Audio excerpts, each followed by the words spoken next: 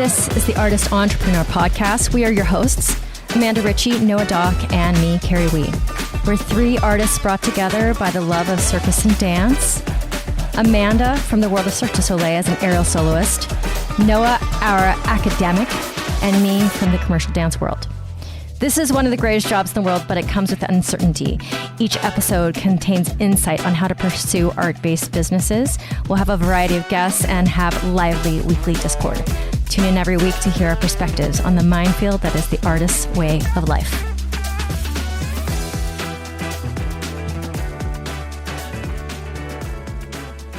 So number one, I would like to say, there's so many things to say because it has been a while since we've been on here, but my staff over at Lifetime, they're a bunch of awesome women who do Pilates, and she was like, I love Noah. I was like, what? She's like, I don't know why, but YouTube just sends me you guys' reels all the time.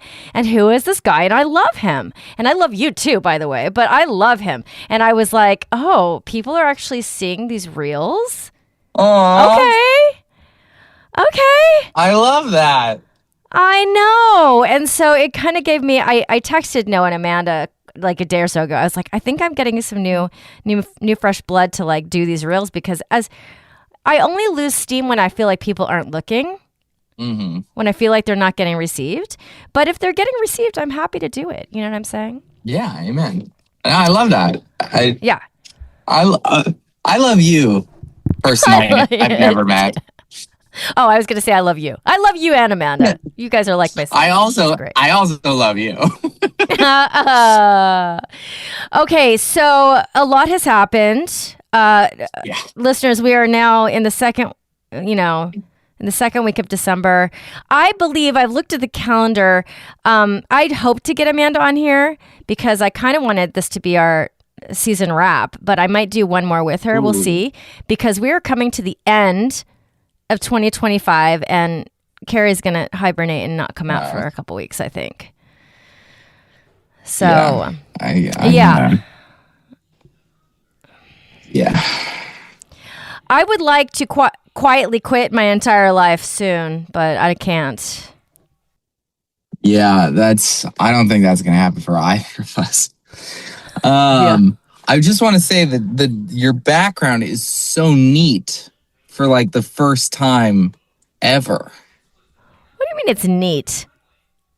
Oh, it's like organized. I mean, like, it's so organized. Like all the shelves are organized. You got the washing machine and dryer behind you now. Like the background is very neat and tidy.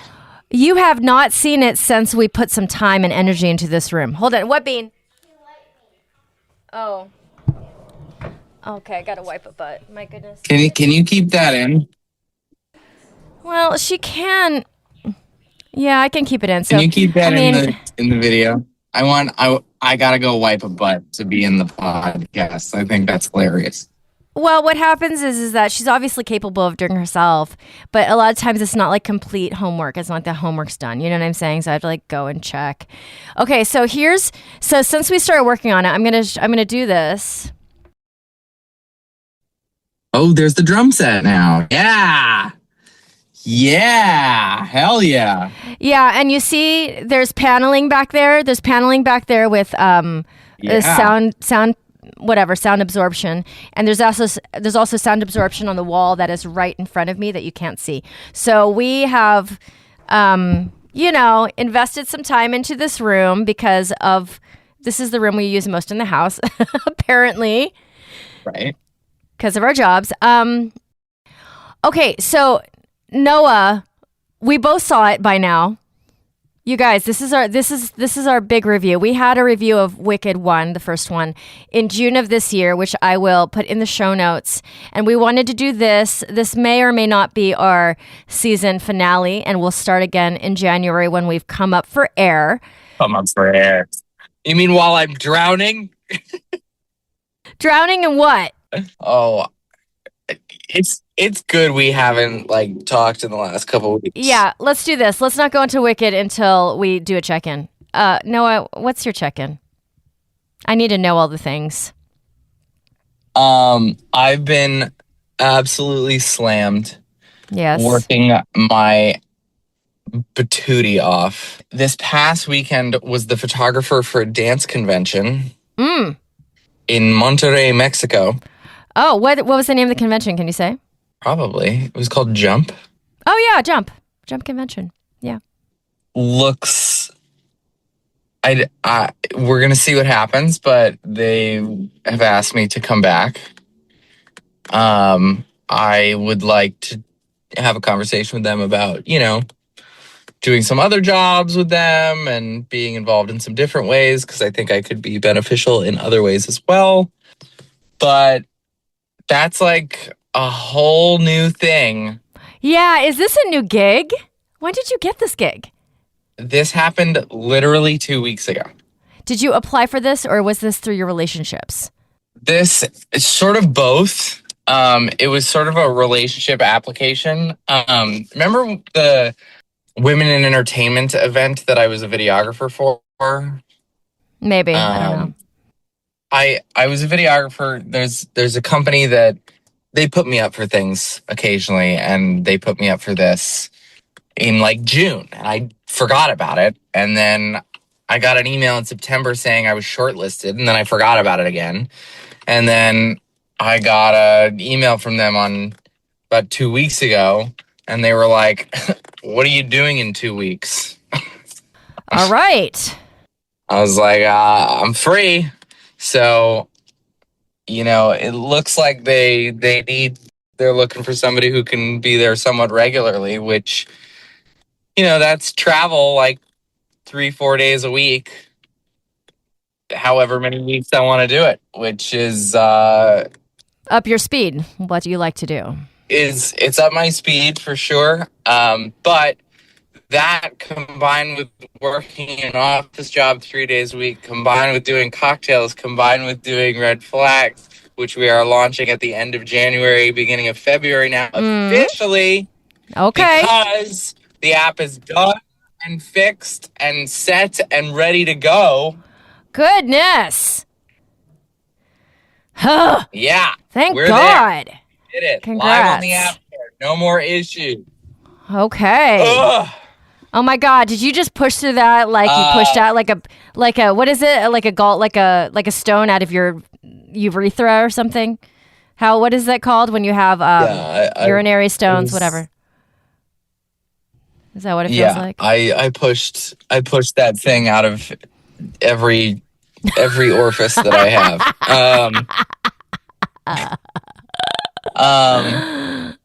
So yeah, we got that. We got some cocktail things coming up. So that's what I was just running an errand for.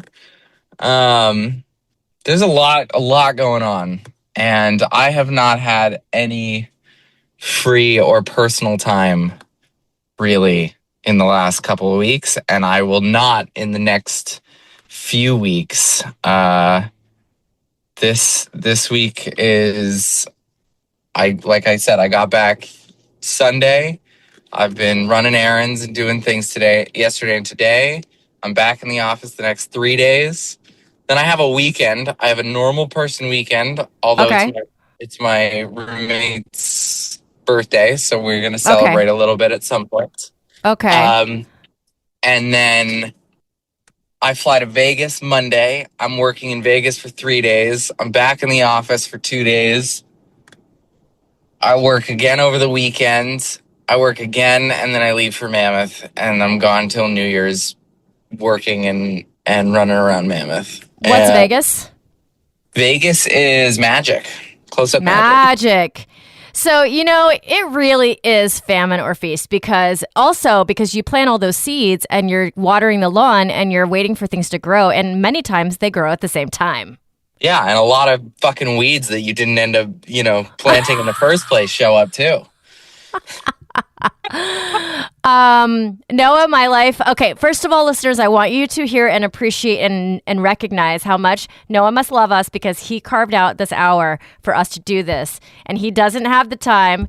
I don't really have the time, but it is a priority to me as well to make sure that we finish the season off right and then we get this review going. Amen. Mine looks somewhat similar to yours. Except one of my elements is the kid. And the kid thing at Christmas time is a holy hot situation. Whole other deal. Right, because there's Santa, there's Elf on the Shelf, which I refuse to do, but there's a lot of conversation around it. There's all these events that the school does to get the kids motivated to come to school. And guess what? You have to participate. Of course. Like trips to Chuck E. Cheese when I didn't plan on it because I didn't read the newsletter, and she's crying because all of her other friends are going, and so we go. And then, this is just money just like flying out of my ass. And then we went to Austin this weekend so I could teach at Sky Candy and see my old friends who are only in town for what is called summer birds, when all the old people go down south for the summer. So my politics professor and his wife, so we saw them.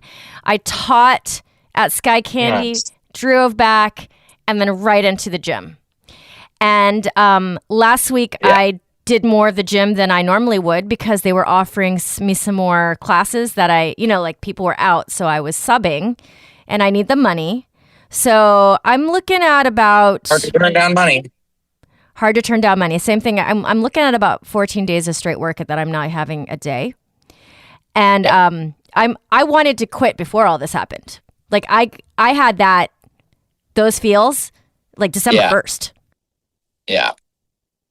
I think that is a very real sort of feeling with, I'm going to say, the feast area. Yes. And probably an important conversation that you and I are going to have, I'm going to say, when we come back in January, which is, how do you choose the right things? How do you choose the right opportunities to do when you have them? Because when you don't have them, it's very easy. I'm not going to say it's very easy, but you just pick the thing and you do it. But when you have all these things going on and you're doing them all, at a certain point you run out of hours in the day, run out of time, you run out of energy, and you got to make a choice. You got to say, okay, I can only do these 2 jobs. I can't do all 4 or 5 or whatever it is. And I think in January, there's a very good to fair chance that you and I are going to have a conversation about which job did you quit, or which job did you leave? Because I think that's a very real thing. I mean, I even said to Alicia, I said, if I loved this dance competition thing, and they were like, are you free every weekend? There's no way I could do that and my office job. And so you got to make a choice. What are you going to do? What's more fun? What's more important? What makes you more money? What's a more useful, productive use of your time? And how do you utilize this? And those are really important, difficult questions that absolutely, I think you and I are going to be having. Okay, she's dying. She's dying because she's like, I haven't talked to Noah in so long, and you're not even letting me. Hold on here. Hi, Bean. Hi, Crazy 6'7". What's up, Bean 8'9"? You don't call me that. Oh yeah, I'm gonna call you 8'9" from now on. Hey, don't call me 8'9". I'm not 5'9". I'm 6'7". You're 8'9". Oh, you're 6'7". Okay, fine. Yeah, I mean, I think you more so than me, because the job that I am in right now, the gym, the question is whether to keep it exactly as it is, or they've already expressed to me that they want me full time. Full time is only 30 hours a week there, and I get health insurance. Yeah. I'm kind of in this place where the health insurance options are, I think that if I go with anything, because I'm changing my policy because it's ridiculous, like it's skyrocketed. So basically I'm paying triple what I was paying for half as good of a product for my health insurance. Yeah. And the only way to solve this in the way that it's structured now is to get a full-time job. But I still can't, it's not tenable because this child hasn't even started her activities yet. There's no activities yet. Yeah. There's no ballet yet. There's no gymnastics yet. There's like, yeah, for you especially, like, does it just make you like curse the air? Because like, why couldn't some of these things fall and down on your lap at the same time so you could have made different choices? Does it feel like that or no? I think that, and also like, I think yes, but also like, why couldn't like one of them have come up earlier? Like, why Yes. couldn't I have gotten one of them, a year ago? That Yes. would have made the last 12 months a totally different. And on that note, I feel like part of this conversation in a sort of finale episode of this season or year is that conversation of, we made New Year's resolutions at the beginning of 2025. You remember what your goals and sort of plans were at the beginning of 2025? I don't. I don't remember what I said. What did I say? I don't know. I was thinking about it. I was thinking about that I had really wanted to say yes to anything and everything that I possibly could. I think I did some of that. I did not do any of the dance goals that I had set out to do, and I'm sad about that. However, I want to set them again for 2026 to see if I can make them happen, because on the other side of it, I set out a goal to do cocktail events at my house, and I would say I surpassed my goal. I would agree. I would agree. only wanted to do, my goal was to do 4. I did 6 plus a private event. Yeah. My goal was to break even on it. I did, and then I moved forward, and now I've invested some more money and effort into it. So, I think that there's a really interesting thing about this where we need to look at what the goals were, you don't have to remember exactly what they were, but and say, I did those things, I didn't do those things, how am I going to reformat them for next year? And so, like, the way I'm sort of looking at 2026, and I haven't done this yet, is I can't say yes to everything, and I don't want to say yes to everything. That's Right. not the mentality I'm going to go in with. However, I do want to go in with a certain amount of, I didn't do this last year, but I want to do it this year, and I want to make it a priority this year if I can. And there's other pieces. I got weddings out the ass next year. I got you mean friends that are getting married? Yeah, I got friends who are getting married in Italy and New York and all over the fucking place. I got to travel. I got to spend a shitload of money. I got to do all this.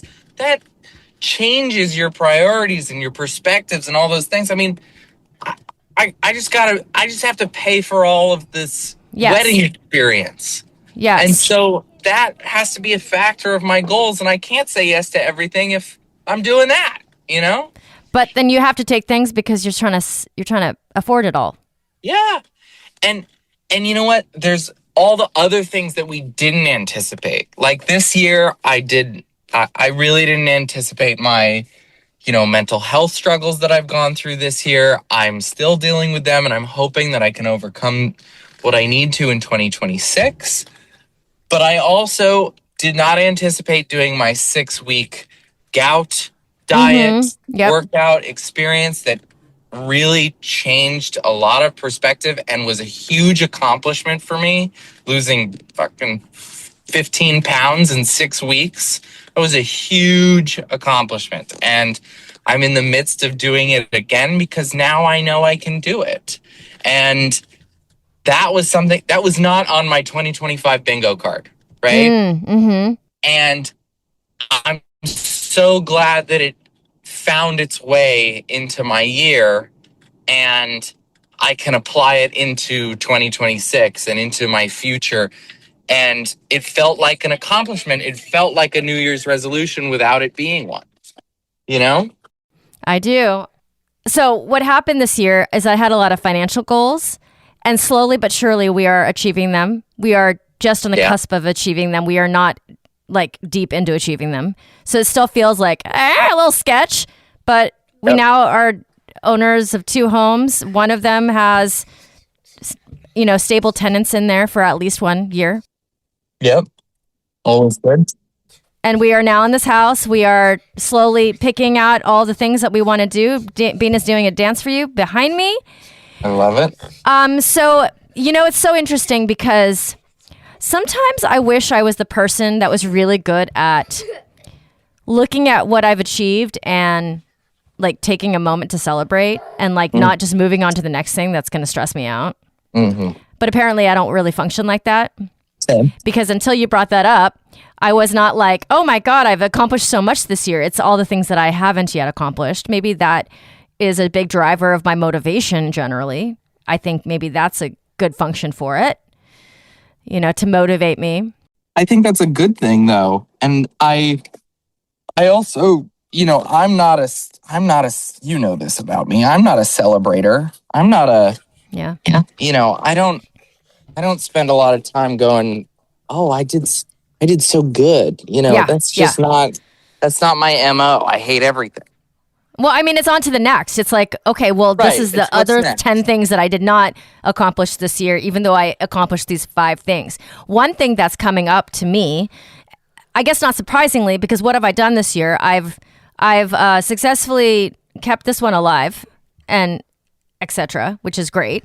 Probably one of the larger accomplishments of existence, for the record. One of the largest.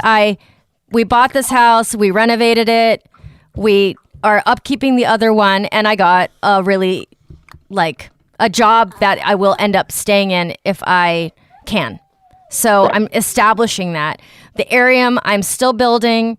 It's going well, except for the fact that there's a flood. We'll probably, I'll say this right now, we'll be out of our space for at least 6 months total, because it's already been almost 3 months that we've been out of our space.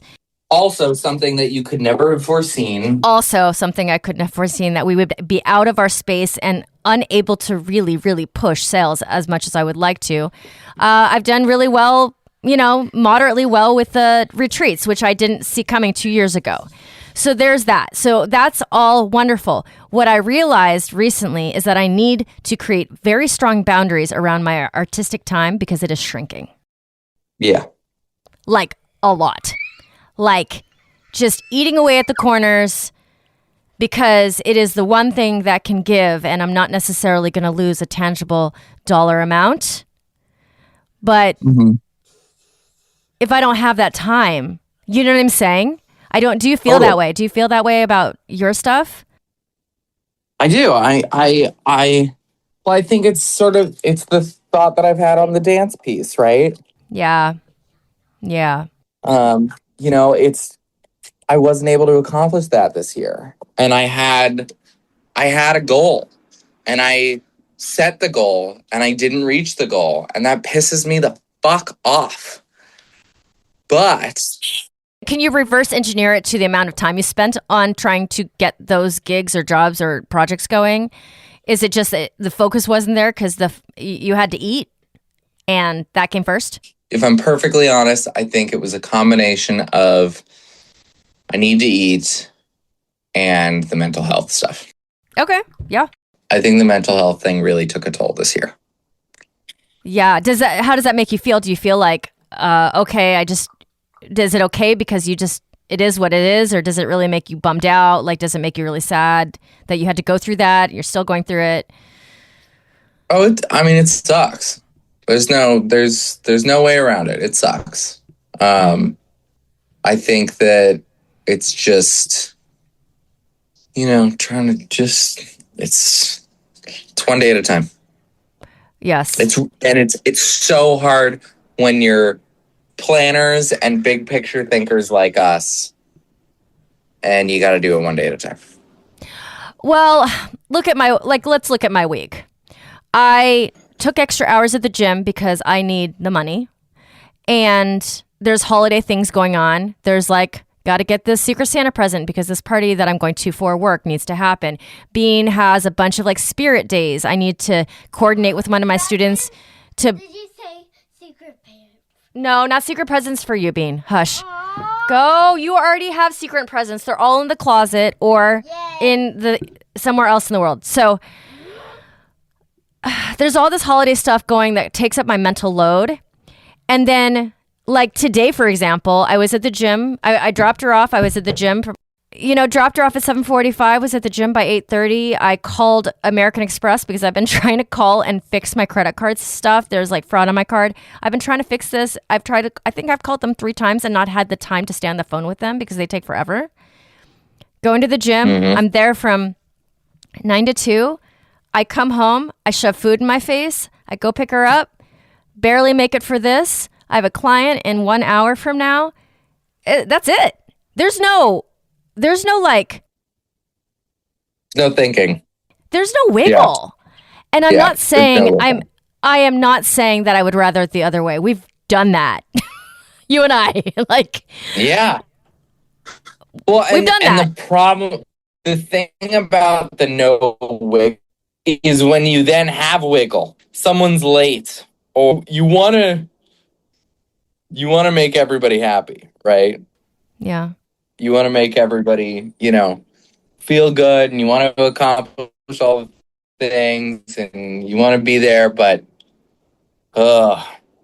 yeah.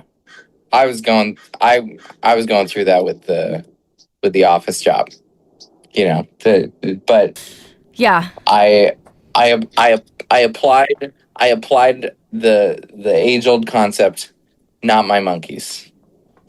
Okay, I like it. Bean, stop making noise, please. If we needed to rename this podcast, it would be something along the lines of this theme, because literally we will go on forever pushing and pulling on this thread. Yeah, on this. I agree. Literally, because it's really hard to have it both ways at the same time. How? Like, until you are making passive income from one of these sources. Right. Yeah. That's the passive income is the necessity. Is the necessity. Here's another thing that came up. So one of my friends reached out to me, and she's wanting to create an online course for wedding planning, because that's what she does. And I was in the market for that about 8 years ago. And I put I have my online courses on my website, et cetera. And I've been thinking about in January, what I need to do is re-software out the whole thing. Cause it's like the software is now older. The technology's come a long way. So I need to restructure the whole thing. But the course that I took to learn how to do all that was about $1,000. Actually it was $999. Yeah. She's looking at courses that are available right now. Dude, they're $9,000. Yeah, of course. No surprise. That is a 800% increase. Yeah. Yeah. I don't understand what is happening. Maybe there's other ones out there that are less, but she's, I guess she'll let me know. But things are going forward in that inflationary way very, very fast. And things are moving quickly. So if you have a product like mine on the market, I need to spend time modernizing it a little bit. Maybe not the technique that I teach on there, but the ways in which people receive it and view it and host it and blah, blah, blah. So that's on my list. I have we're talking about lists. I have here's my day list, here's my week list, and here's my I gotta get this shit done at some point list. And that list is heavy to me. Yeah, I made a Monday.com board for my life. Oh, is that it's like Excel heavy? On crack. Is it heavy on you or no? Or do you like that it's all in front of you so that you can see it? I so far am really enjoying it, actually. I'm shocked. I thought it was an idea that I had during therapy, and I said to my therapist, is this only something a psychotic person would do? And he said, no, I think it's a great idea. And I was like, you're just saying that. I know you're just saying. But I think it's been actually very beneficial, and it's been interesting. I don't think, like all Monday boards, I feel like I haven't figured out my system the way that it can be the most productive yet, but I'm working on it. So does it line it up so that you can chip at it with like mini lists under bigger lists? Yes, which I don't always love, but okay. I'm working on it, and I think I can get it to be pretty perfect. Yeah. So, well, that list until into the first 6 months of next year. So basically, I am on Zooms with my clients because now I have a clientele who have gone on retreats with me, and I want to make sure they come again. So I am trying to design the retreats around their needs, interests, wants. I'm looking at this situation in Miami where there's aerial off a boat, but it's a 4-hour to 1 day excursion. I don't know, Bean. I'm not. But Miami's too far from us. I'm sorry, Bean. Listen, I don't know if I'm going to Mexico. 60 hours No, it's not 60 hours. It's not that far, Bean. It's okay. Miami's closer than Mexico. True. Miami is closer than Mexico, Bean. Depending on where.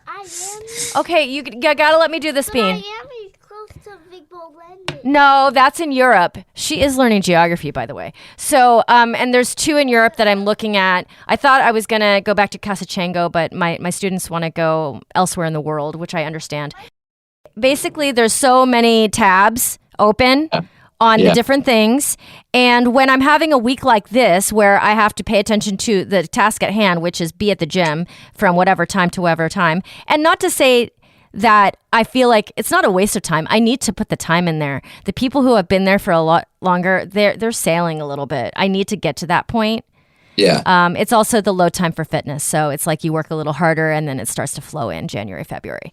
Yeah, I mean, you're about to go into this high I think season. The fact that you're doing all the prep work now for the high season. Yeah. Which I'm working in a mental health tech company. Like, we're doing exactly the same thing. Yeah, because you got to do the work to be the basket that can catch all the work that comes. So, but as a theoretical thing, I love the idea of me being at this gym all day during the day while she's and then go to the aerial studio. It's just like doing it. It sounds great. Doing that and getting passive income from real estate. It sounds so good. And then the reality of it is so tiring. I'll give you a poo story. Would you like to hear it? So before we get into Wicked. So yes. I shouldn't have said that before because you know what's coming now. About poo. Okay, listen. So we had the whole weekend in Austin. I flew back. We drove back so tired on Monday morning. I just had to do 2 classes and there's an hour between 2 classes. And I was like, fuck this. I want a coffee. I don't drink coffee, dude. I don't drink coffee either. I had it this weekend. I feel you. I had it and it was the most glorious half an hour of my life. It took about 7 hours for it to get into the system. Woo! That explosion. 6:30 p.m. last night. So good. It was, I could go get a colonoscopy today. We'll just say that. Yeah. I'd be prepped for it. You're living my dream. Oh, it won't go? It's the opposite? Well, because I'm on this gout diet again. Mommy, look. So meaning you want to have the coffee. Pink I want to have the coffee and I want to take a massive shit. Wait, hold on. What? pink side and I love it. You cannot do this right now. You have to go over there and do it by yourself, and I'll see it at the end when you're done. So you're constipated. Well, yeah, when you're eating no oil, no sugar, it's like, it's all protein and, fruits and, you shit like a rabbit. It's pellets. Well, I have IBS-D plus C, so I have both. IBS, like diarrhea and constipation. I know. You guys, this is so good. I know. So we're talking about shit before we talk about the other shit. Stop talking about, or else I'm gonna poop on the podcast. Okay, so the thing is that I wasn't done with work. I had to go teach a class at 8:15 last night. So I took a shower, and I was like, I think I'm good. I laid on the floor for a little bit, and I went and taught my class, which was actually pretty full last night. So, I mean, this is my experience. Every space I go into, I want more of it. And I think that is I want to count my blessings, and I don't want to dismiss that because I'm lucky in this world. Not everybody loves all the jobs that they walk into. I get that. But it's like too tight. It's like I paid the price this morning for staying at the studio too long last night because people were talking. And then I get home, and then I don't have as much time to make her lunch and pack it and get myself to bed. And this morning, rough. You know what I'm saying? So yeah, there's a price to be paid for all of this. For all of it, for every decision that we make, apparently. Yeah, it's really excessive. I've been paying heavily for the last couple of weeks. All right. Yes. Let's talk about Wicked. Okay, so now here are the two perspectives that I've heard a lot about, and I think that a lot of the difference comes because of this. If you are a person who has never seen the story, you're in one category, kind of. If you are a person who saw the Broadway show but didn't read the book, if you're a person who read the book and not the Broadway show, there are different perspectives coming. Noah, I am ready for you. I have been waiting with bated breath to find out what you thought about this movie because it could go either way. Okay. So before I start this, I want to say that if you are a diehard Wicked fan, and if anybody says anything bad about Wicked, regardless, you should enjoy the episode that you heard already, and you should leave. Okay, yeah, okay. Because I don't want you. I want you to continue to love me. Okay, I want you to continue to enjoy and continue to listen to this podcast and not, have hold a grudge. Any grudges towards me, Kerry, or anyone else. Well, he texted me and I felt the vibes. I was like, I don't think it's a thumbs up from Noah, but let's find out why. So this is your moment to leave before you're offended. Okay. Okay. So I've thought out long and hard about how to have this conversation. So I'm gonna strip it down to I separated it into three things. Okay. And I'm going to start with the first, which is as simple as we can get. Okay. An objective stance of this movie. This, nothing to do with Wicked. Okay. Let's just look at this objectively as a movie.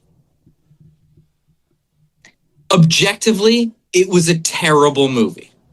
Okay. And I don't think there's anything anyone can say to back up the opposite. Let's look at just the production and what was going on.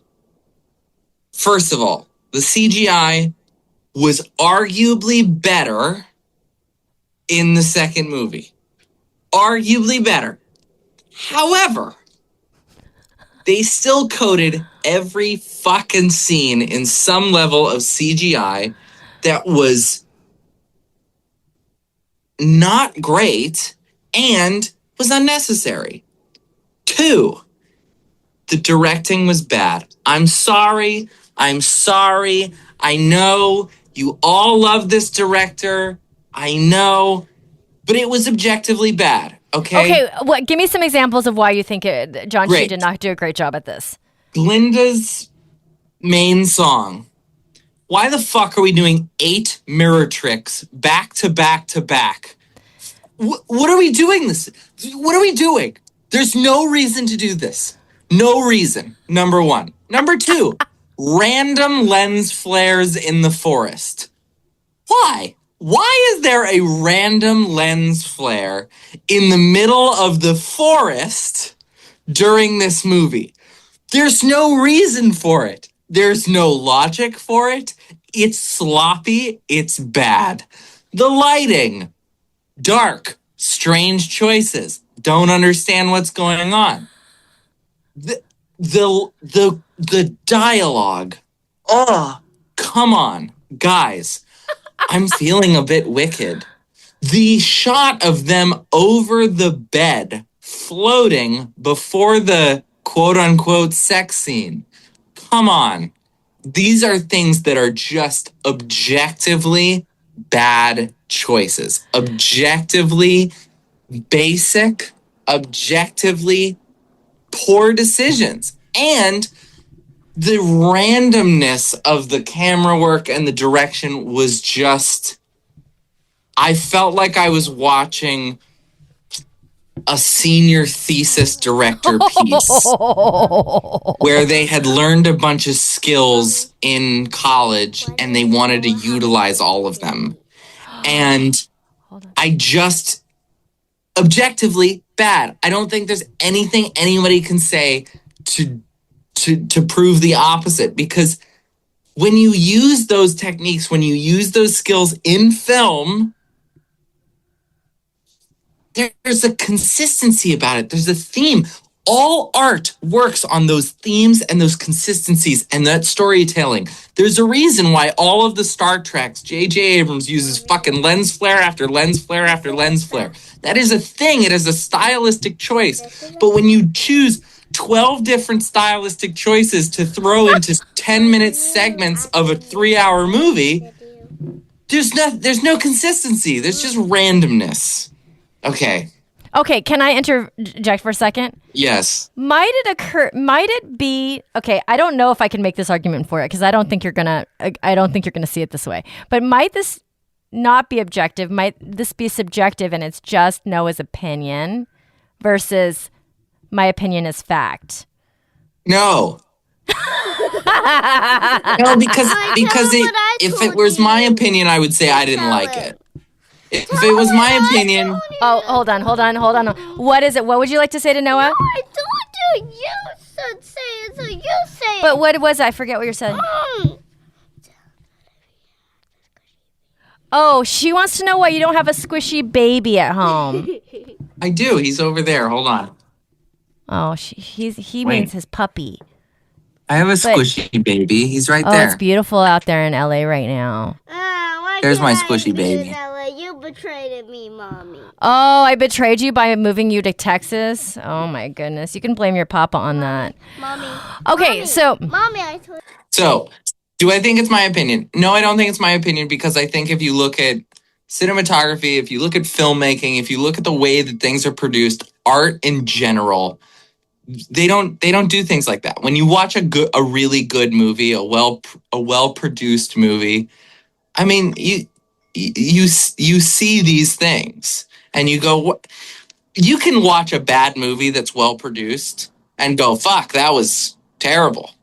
Like, I did not enjoy it, but man, was it great. Here is a perspective, and I want you to consider this perspective.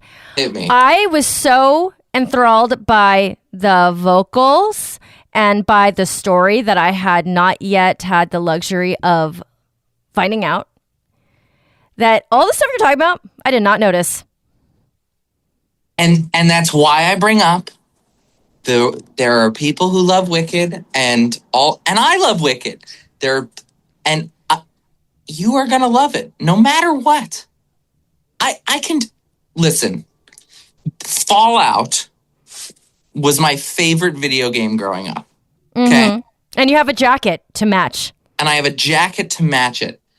And the TV show that Amazon made, I can tell you without a shadow of a doubt, even if it was terrible, which I don't think it's terrible, You would still watch it. I would still watch it and I would still enjoy it to a certain extent. Right? Okay. Because Okay. I love it. I love it. It's a thing that I love. And, I don't want to say they could do no wrong, but, I would love it. Right? So that's what I would say. Okay. I want to offer the thought that I only know very well, personally, a couple people who are more cocky with their opinions than I am. And Noah is in that category. So the whole my opinion is fact. Do you listen to Dave Chang? He's a podcaster. He's a celebrity chef. He has this whole segment called My Opinion is Fact because he is so dead. Like, he's like, no, this is what I think is right. So you're in this category, but there's a certain amazingness about that. I have some of this too. But I try to be objective about it. I try to be objective and say, like, and I get it. Like, I'm trying, and now I'm going to get into I'm going to get more into the my opinion is fact side of it. Okay. Okay, got it. Because I want to talk about story. Because basically, even if you've seen Broadway show and even if you've read the book, it's just not the same. Right. Which is what I found out. So, and I only have 10 more minutes, so I have to be sort of active about it. But here's my section 2. Okay, got it. Objectively understood opinions. Okay. I think most, if not all, Wicked fans can agree that the second half of the play is not as good as the first half. People say that, yes. I think that most, even diehard, like, I will die on this hill, right? People, that Wicked is the greatest thing since sliced bread, will agree that the second half is not as good as the first half because the music isn't as good, the story is a little convoluted, and it's not as captivating. However, I think that they made some mistakes. Okay. And I think that what was really unfortunate, and this is part of the objective piece of it, is that there were some 10 out of 10 magnificent moments in this movie. The problem is that everything that wasn't a 10 out of 10 was like a 1 out of 10. Okay. And there was no in between. And I'm going to give you 2 10 out of 10 moments. The trio wizard song, I forget what it's called, where it's the 3 of them in the wizard's main area, and the multicolored and the dancing and the all that, and that song. You know what I'm talking about? With Glinda and Elphaba and the wizard. I forget what the song is called.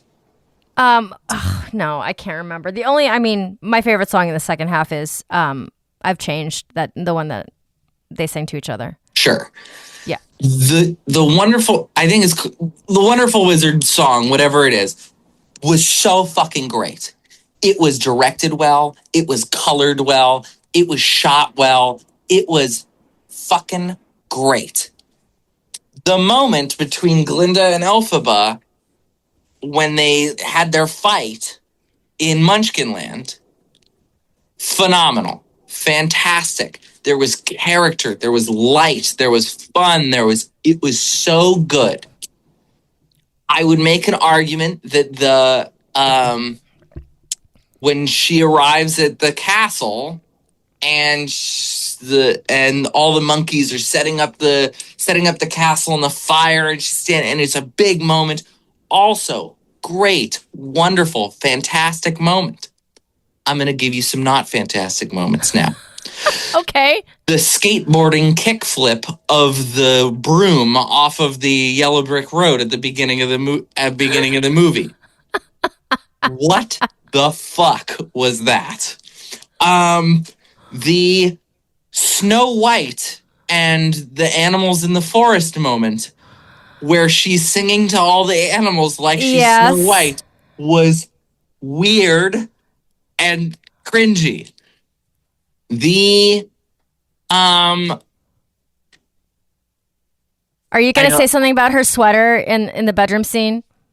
No, the whole bedroom scene was terrible. There's no redeeming qualities about that entire scene.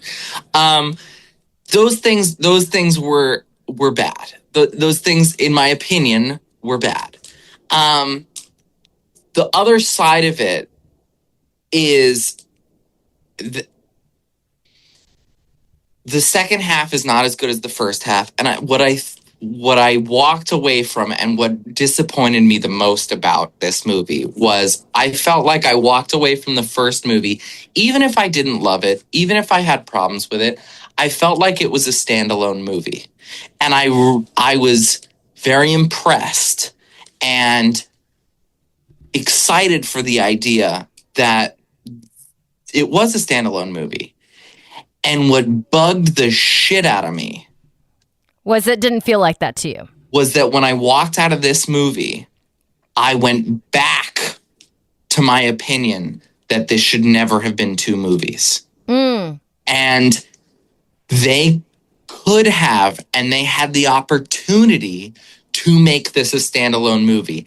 And the way that they could have done it, in my opinion, is they needed to not tell the Wizard of Oz storyline to go fuck itself. They needed to lean in to the Wizard of Oz storyline. They needed to engage with Dorothy more. They needed to engage with it, because one of the things about Wicked is that it's fan fiction. It doesn't really make a lot of sense. There are some things that are like, really? What? I don't know about that.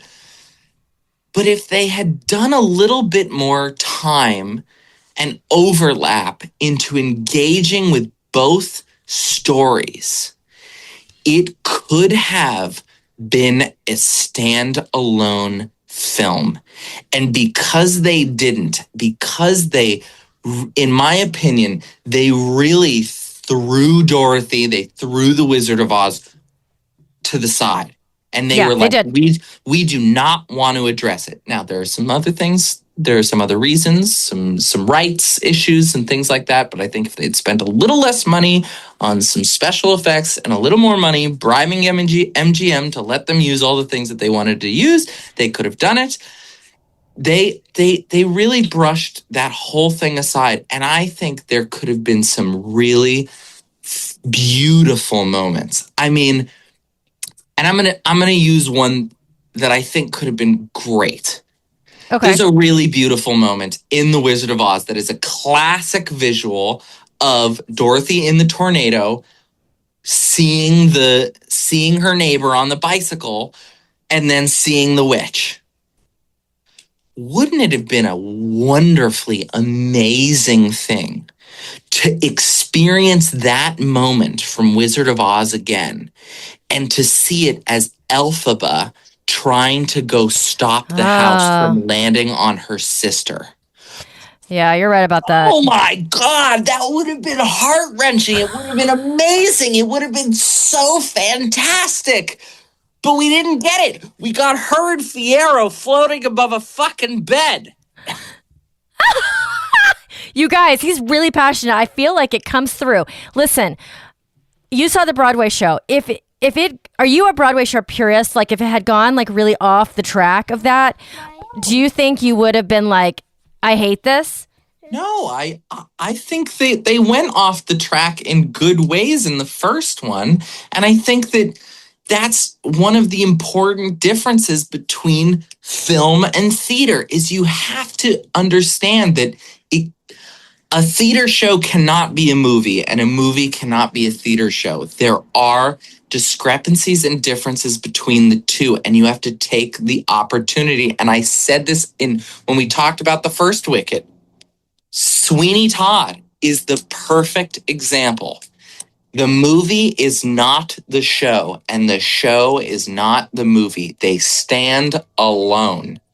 And I'm just, I'm so disappointed. From an objective standpoint, I'm disappointed, but also from I think they had a real opportunity to make a standalone second half that people could really get behind. And they didn't, because they didn't want to talk about the Wizard of Oz, because they didn't want to make it about the Wizard of Oz, and they just wanted to make it about Glinda and Elphaba. And, I think that's a mistake. I think it's a mistake to throw out the source material. I mean, it is a very strong choice. Yeah, it's a very strong choice what they did there. I think it's a mistake to throw out the source material of something that is so culturally important and relevant and to this story. And I think that's a huge detriment. And then last question, because I know you have to go. Did it bother you that because it's different in each of the ones, right? Different in the book and the film, whatever, that she doesn't know that Elphaba's alive. No, that doesn't bother me. It doesn't bother you. Doesn't A bother lot of me at people all. online, that bothers people a lot. Okay, But Noah. but that's a narrative. That's a narrative thing, and I again, as part of what I think is my objective stance is, I try not to get too involved in the narrative issues. Like I don't think I necessarily need to weigh in on narrative. It's the execution for you. It's the execution for me, and I thought the execution was poor. Well, Noah, we waited, and even if we may or may not like what you say, you bring so much passion to it, we'll take it. I'm ready for the hate mail. Send it my way. I don't think it's going to come. Maybe they'll just do it in their car while they're listening. Yeah. Noah, okay, so I'm sure we'll text, but for the audience, we will see you guys in January at some point when we come up for air. Have a wonderful holiday. Noah, please survive the next couple weeks. You too. I'll text you. We'll chat. I'm not worried. Look, 6, 7. 6, 7, 8, 9. Is it going to turn into 7, 8 at some point? I'm just wondering. 8, 9. 8, 9. Okay, Noah, have a wonderful day. Love Bye. ya. See you later.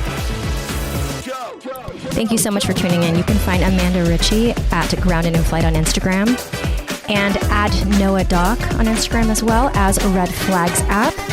And me, Kerry Wee, you can find at wrapyourheadaroundsilks.com. Thank you so much for being here.